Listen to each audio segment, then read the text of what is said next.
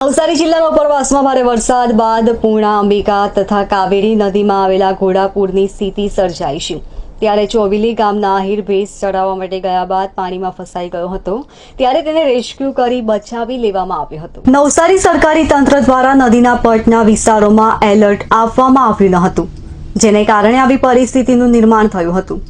જો તંત્ર દ્વારા જણાવવામાં આવતે કે પાણીની સપાટી વધશે તો કદાચ આ ભાઈ ત્યાં ગયા જ નહોત અને ઘટના અટકાવી શકતી, પણ બહેરા તંત્રને આવી ઘટનાઓથી કોઈ ફરક પડતો હોય તેમ લાગતું નથી, કેમ કે એક વર્ષ અગાઉ બીલીમોરા ખાતે પણ બકરી ચરાવવા ગયેલા ઈસમ પણ આવી રીતે ફસાયો હતો અને તેને પણ રેસ્ક્યુ કરવામાં આવ્યો હતો। કિશોરભાઈ પટેલ, ફાયર જવાન, નવસારી, જેમણે કહે છે અમને કોલ મળ્યો હતો કે નદીમાં ભેંસ ચરાવવા ગયેલો ઈસમ ફસાયો છે, જેના પગલે ઘટના સ્થળે પહોંચી ઓપરેશન હાથ ધર્યું હતું। અમારા જવાનોની મહેનતે આ ઈસમને બચાવી લેવાયો છે।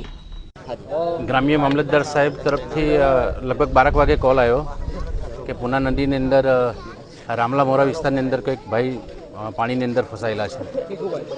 તો એ કોલને ધ્યાને લઈને અમે અમારી ફાયર ફાઇટરોની ટીમ તાત્કાલિક તે ઘટના સ્થળે અમે લોકો રવાના કરી અને ત્યાં સ્પોટ પર પહોંચ્યા પછી જે અમે લોકો જે જોયું એ ખરેખર બહુ કઠિન હતું, છતાં પણ અમારા જે જવાનો હતા એ એટલા સચેત હતા કે એમને એ ઓપરેશન કરવામાં એમને સફળતા મળી અને એ ઓપરેશન દરમિયાન અમારા ફાયર સુપ્રિન્ટેન્ડન્ટ પણ અમારે સતત સંપર્કમાં છે।